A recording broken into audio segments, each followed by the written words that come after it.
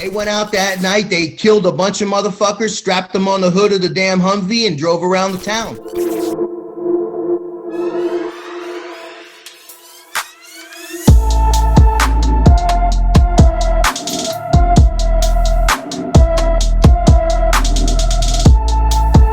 Everybody, I'm Blessed and Free. Welcome back to another episode of DOC TV. So this guest I have on today, he's been on the channel before. We did two interviews. He was a former correctional officer at the Coleman Federal Facility. He also has a YouTube channel. You can go check it out. I'm going to let him tell you how to find that. But man, I'm glad to have you back on the show, man. We've kind of developed a friendship through all this, and I think you're a good dude. So I'm glad to have you back on, man. For the people that don't know you, though, go ahead and introduce yourself and tell them your name and kind of a little bit about your history. Hello, I'm LeBron James. No, I'm not. I'm Rob Farlow, the Stone Sailor. All right. And first off, I want to thank you for having me back on the show. It's my third time. Yes, it's an honor. I've watched your show grow like a baby and just blossom. And I'm sitting back and I'm just, every week I'm watching you just continue to grow and grow. And I love it, man. As a fan, I sit back and I love all this beautiful stuff you're putting out. And now Laura's got her own show. And I think she's probably going to outdo all of you, because she's got a great, she's got that kind of very comfortable in the camera. It's a great show, and it's got a lot of topics that touch everybody because, as you know, my brother was a heroin addict too. So things that she's saying on that show really hit me home. That kind of brings me to another topic. So I know you're an advocate for marijuana, and for the people that don't know, I'm in recovery. And that, I feel like recovery is individualized. It's different for everybody. What is your outlook on bringing marijuana, to all societies and letting that be a thing? And what brought you to that decision? 100% cannabis saved my life after I was paralyzed. It completely, it gave me a life back. You understand? And I didn't get addicted to pain pills. They were trying to push them on me. They were trying to make me a junkie. I already knew my brother. That's what they did to him. My brother got in a car wreck. He tore bad knee, got a surgery, was on pain pills. And then 10 years later, he was shooting dope, literally. Okay. Yeah, that's kind of like my story. Yeah. And I didn't want to go down that road when I was in the hospital and I was suffering from all the pain. And then when I would, it was like my body was telling me, oh, you're due for another pill, because they were giving them to me 3 times a day. And I'm still basically in traction after being paralyzed. And my body was like an alarm clock. Then I started itching and I started sweating and I said, no, fuck this. I'm already paralyzed. I'm not going to become a drug addict. They're not going to do this to me. I'm not completely giving up on my life. I'm going to fucking walk again. And for the people that don't know what you're talking about, you were a correctional officer. You got bit or got an infection in your line of work, and you ended up becoming paralyzed. Yes, I got a staph infection in my eye, and look, they thought it was pink eye. They treated it for pink eye, but during that time, the staph infection went through my brain and into my spine and hid. So the infection on my eyes went away, but the staph was still in my spine and it festered and got infected. And then that's what caused my paralysis.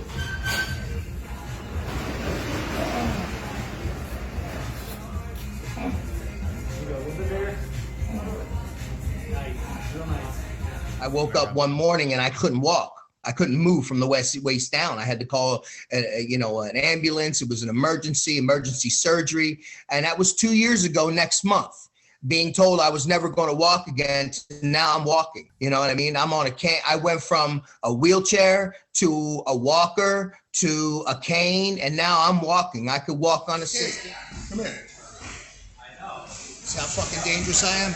It's the Stone Sailor here. Take a look, Dickie. What excuses did you make today? You didn't go to the gym today? You feeling sick? I felt sick today too. Guess where I went? I went to the doctor, Dickie. You want to take a look at the doctor's office I went to? Take a look at that around here. Look at.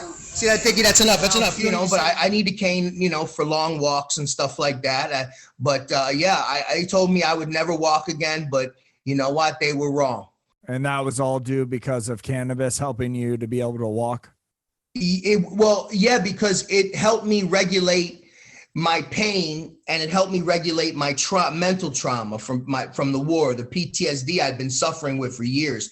Cannabis was better than any medicine they ever gave me at the VA for PTSD and post-traumatic stress disorder. Hey, PTSD, there's no way somebody can go to prison for 2, 3, 4, and 5 and 6 years and come out and not have PTSD. Majority of these inmates have PTSD. Yeah, I know it because I have it, and I would recognize it in them. You said that you got PTSD from the military. So let's kind of get into that a little bit. So you joined the military at what age? I joined the military at 18. Okay. And how long did it take you when you first joined to when you were in it for, a month, a year, or however long it took, where you were like, man, this is like some real shit. It's real in the battlefield. And that kind of stuff was the stuff that started affecting your PTSD. Can you elaborate a little bit so the people understand what caused that? Well, I don't know what the average age of your listeners are, but when I joined, it was a 24 to 36. Okay, well, when I joined, it was before 9/11, when I first signed up. So it was a pretty peaceful world. So here I am in the Navy with 7 or 8 years, and I'm living life like a rock star, partying in Italy and France and all these great places. And there was no such thing as like terrorism and Osama bin Laden. Then all of a sudden, the Trade Center came down in 2001. Now we went on a wartime military. So from that point, because of my job and field, I was a bomb detection dog, explosive detection dog handler. So a military policeman, but my specialty was canine. I did counter explosive detections, trained dogs for drug detection and explosive detection. So that meant that now that there was a war on terrorism, my job went from driving around a comfortable base and checking on maybe writing a parking ticket or helping an old lady out or something. I went from that to now I'm a frontline combat soldier looking for real bombs, and bullets are flying at me, rockets are going off, people are getting killed, and it was a whole nother world. What was the scariest situation that you were in that you remember? Oh man, I remember one time I went on it gives me chills to tell you this fucking story. I swear to you. I remember going on a raid in an apartment building, and we were just going door to door. It was like an apartment building going up like 10 or 12 flights, and there was no elevators. I mean, we were coming in and hitting like every apartment on the first floor. I mean, we came in there amazing. We had it was like a raid that you've never seen before. And we hit it, and they were knocking doors down, doing this, and everybody was moving so fast. And I had the dog, and I was sniffing everything for explosives to make sure there was no bomb. And they were going in. Next thing you know, I turn around, and the team was moving so fast. I turn around, and they left me there. I was by myself. Your own brothers left you there? It was no, they moved on to another apartment building. And didn't realize you were still clear in the other building? Yes. And so when you turned around and they're all fucking, ghost on you, what was your thought?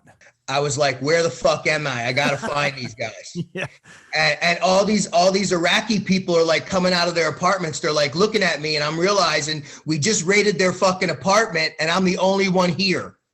And now they're all around, but I got a dog, and they're scared to death of it. Man, you're lucky they didn't shove an IED up your ass and blow your ass to smithereens. I held them all at gunpoint. Oh, you did? So you were like, hey, chill the fuck out. I was like, don't, keep your hands where I can see them. Don't move. And I was backing out of the room, and they were just looking at me. And I had them all at fucking gunpoint, and it was crazy. And I got outside. It was in the middle of the night, and I'm looking for where we are. And then finally I see one of the red light from the Humvee, and there it was. And I was like, holy shit. And I just blended right in. Let me ask you the elephant in the room, man. When you were on active duty, did you ever kill anybody? Yeah, I did. Okay. How many bodies did you get? I know for a fact one. So It was- was it like a gunfight and you just knew you we had headshot at one of them? we had a lot of skirmishes back and forth. You shot at us from a building, we shot back Right. at you. You know, So so you you don't could know. have killed more and not known it. I could have, yeah, I could have. I don't like to think that way, but you know, it is what it is. You Bro, know, they were trying to kill you though.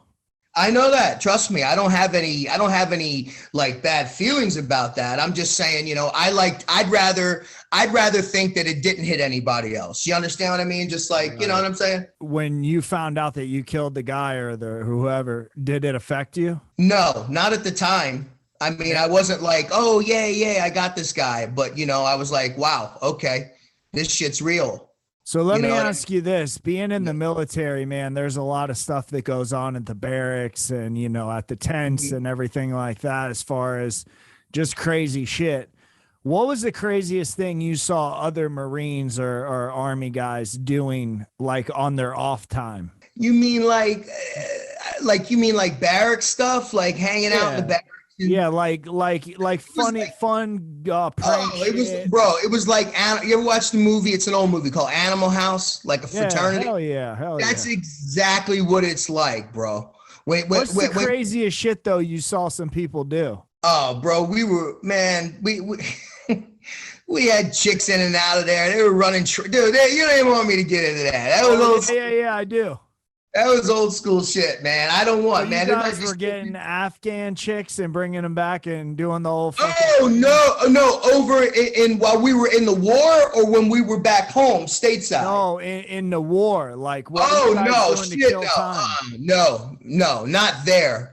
Okay. No, I thought So you meant back in the when we were States, home. you're mudding out hoes. Oh yeah, when you lived in the barracks back in San Diego or Norfolk or Jacksonville, and you go out to the club, and you all, you know, you and your boys, you lived in the barracks or whatever, and you know, didn't pay rent. You know, of course, man, there'd be all kinds of. It was like a fraternity house. No, but when I was deployed, like in the front lines in the war, no, there was none of that shit. It was very depressing because you didn't know. You would get back from a mission and you're wearing full body armor. It's 120 degrees out in the shade. I had a dog to worry about. You know, you got guys in your unit that are getting killed weekly. You're losing a guy. I mean, there was one time in August of 05, we lost two guys a week that whole month. And in the military, when you would congregate, what would happen is like, you know how people go there, there's like a designated smoking area in a different, different places. Well, when we would get back from missions, they would have this little area where guys would smoke, you know, and that was like, they used to call it the smoke pit. And you used to go out there, even if you didn't smoke, because that's where all the gossip was. Guy would play a guitar, guy would do this, blah, blah, blah. People would smoke cigars, all kinds of shit. And then you would go out there and you'd say like, hey, where's Jay at? Yeah, Jay last week, he didn't make it. And you're like, fuck. Damn. So You know what how I mean? many people close to you do you think you lost in your whole time doing, you know, in service? Well, I mean, I like to think every guy that I served with in my unit, I was close to when we were there. So, I lost quite a few. All right, man. Well, and then after you left the military is when you became a correctional officer. Yeah, when I retired, then I became a correctional officer. I had already, I figured, look, I used to walk around and I found, over in Iraq, like I said, I found a lot of explosives. I found a lot of IEDs in the ground, and well, my dog found them. I didn't find them. He found them. And good boy. He could listen. That dog. When I had 40 or 50 guys behind me on the road, and everyone looks at me, and I give them a thumbs up, that means that they can walk forward. I'm taking all. That dog's telling me everything's good. I'm taking his word, right, and telling everybody else everything's good. You're taking his bark. Absolutely. I have to take his word. So in order for me to take his word, I must first know how to communicate with him or her, could be a female. So you better really know your skills and you better really know your craft. So okay? How did you stumble then across onto the prison genre, man? Like you're in the military, You work in a prison. Obviously, you know a lot about prison because you're working in there. What made you hop on YouTube and start, going down the wormhole and seeing all these guys like myself talking about prison? First of all, the prison genre was, you got to remember, when I was a young man, my father was convicted of first-degree murder. Okay. So I visited my father in prison. I was one of those kids that used to play in the prison visiting room. I was one of those kids that used to get, patted down, wanded and all that. There were female corrections officers that would take me in the bathroom and make me lift up my shirt and shit. I remember that as a little boy. And I remember seeing my dad. And now listen, my dad didn't steal 4 tires. He killed somebody. This wasn't like, what I'm saying? He straight up. My dad didn't steal 4 tires. No, that motherfucker stole 5. He's doing He straight up, he straight up whacked the guy. You know what I'm saying? It wasn't even. He's the real deal Holyfield. He was. I mean, the only reason he got caught is because he had the body. He had the body in the trunk and he was about to go dump it off the bridge. Bro, did you hear about the dude in Miami that was all fucked up on spice? He got high, killed like one of his, somebody he knows, cut the dude's head off and stuck it on the emblem on the hood of the car and drove around Miami. You know what? He was trying to send a message. Yeah, what's that? Don't fuck with me. No shit, or I'll take your head. And take you for a joyride. You know what? You tell that story and it brings me back to another war story. There was a unit that came in and it was a National Guard unit and they were from a southern state, and everybody in this National Guard unit, they were all related in some form or fashion. Like there was grandfathers and fathers and sons that were in this Army National Guard unit, and they deployed to Iraq, and we were in this really bad city. And when we had to police this whole city and keep it under control. And when they moved in, because they were coming in to replace us to get out. Well, we had already been there for a year, so we understood how their tactics. This team just comes in. It's like a new quarterback jumping in. Now he's got to kind of go through growing pains and you know what I'm saying? Yeah. They don't know the defense yet. So when they jumped in immediately, 3 or 4 of them got killed, right off the bat. Well, you know what, since they went out that night, they killed a bunch of motherfuckers, strapped them on the hood of the damn Humvee and drove around the town. That's crazy, bro. People have lost their mind, especially in this day and age. So What was the first thing you stumbled across on YouTube that had to do with the prison genre? I don't know, really. I was just my whole thing was I had a story. My story was interesting. I just wanted to tell. I met some infamous people, and I would always ask them, crazy kind of questions. Some of the inmates that I would talk to, I wouldn't ask them I wouldn't be disrespectful, but I knew who they were, and I would just talk to them and ask them crazy questions. Like, if you didn't end up doing this, what would you do? I mean, was there ever anything else you wanted to do in your life, and to have a mafia boss sit there and tell me and go, yeah, I thought maybe I would have liked to have joined the army or something like what you did. To have a mafia boss tell me, huh? I've said that. Yeah, I had a mob boss tell me that. I'm like, if you could have done that, and I don't even bring it up. I was like, if you could have done anything else, what would you have done? He goes, I don't know. Maybe I would have joined the army like you. I was like, well, I was in the Navy, but yeah. He goes, I would have liked to have done something like that. I'm seeing that you did stumble down the prison genre and went down the wormhole and saw, there's tons of channels now with people, telling their story. What is your outlook on the whole prison genre? My outlook is this. How big is a stream? A stream is not like a piece of property where you have an acre and there's only 5 acres on the property. A stream is infinite. It goes on forever. And I think that a lot of guys are jumping in because they're seeing people get successful, and it gets kind of where people become competitive and they get jealousy on other people's success and things like that. And then people try to hate on each other and things like that. My thing is this: the stream is big enough for everybody. Facts. Everybody has got a story. Everybody has got a story to tell. And all these stories should be told. even if whether you get 1 follower or you get 1 million followers, I hope the goal is to keep kids from making the mistakes that you made by telling these stories. It shouldn't be necessary. If money comes with, bless, God bless.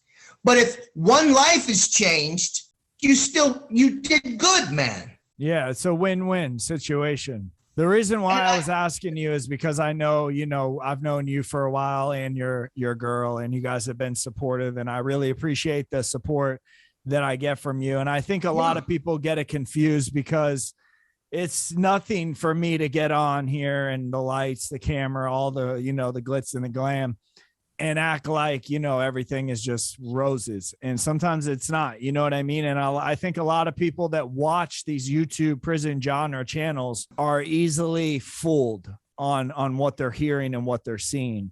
So that's why I try to just be myself and keep it real to, as real as I can. And that's all there is to it. With that being said, man, I appreciate you coming on the channel. How can the people get in contact with you if they want to find you? I know you have some weed, medicinal stuff going on, and you also have a YouTube channel that you're trying to build up. So tell the people how they can get a hold of you, Rob. All right. First, go on YouTube, The Stoned Sailor. That's my YouTube channel. Please subscribe. I tell stories about my life, being a corrections officer, being in the military, all that stuff, my whole life experience. But also, if you go on regulateflorida.com, you could get a petition, and you could print that petition out, sign it, and mail it in. And what we're trying to do in 2022 is we're trying to get marijuana legalized recreational marijuana on the ballot, 21 and older. But also, not only with the legalized marijuana, this ballot will also allow each individual to cultivate up to 9 plants, up to 9 plants per person, no more than 18 per household. So this will not only give us freedom to possess marijuana as adults, right, 21 and older, but it'll also give us the right to grow marijuana, so we don't have to keep putting our money into dispensaries and things like that. We can actually grow our own medicine, just like getting an aspirin out of the counter. And it's time now. I'm going to meet very soon with a state representative where I'm trying to get a bill initiated in the Florida House of Representatives to expunge all marijuana convictions for everybody. Anybody who's been convicted, has done time on any cannabis possession charge, I want their records expunged. Ladies and gentlemen, you heard it first. This guy's making moves. He's trying to help people that are incarcerated. That's what the Stone Sailor is about. So go check him out on YouTube. Again, man, I appreciate you coming on. If you guys are new and you're tuning in for the first time, this is the kind of stuff I talk about on this channel. I talk about prison, jail, crime, corruption, and addiction. If you or somebody that's into any of that kind of stuff, go ahead and hit that subscribe button and turn your post notifications on, so every time I drop an episode, you can hear it first. And with that, it's DOC TV, and we're out.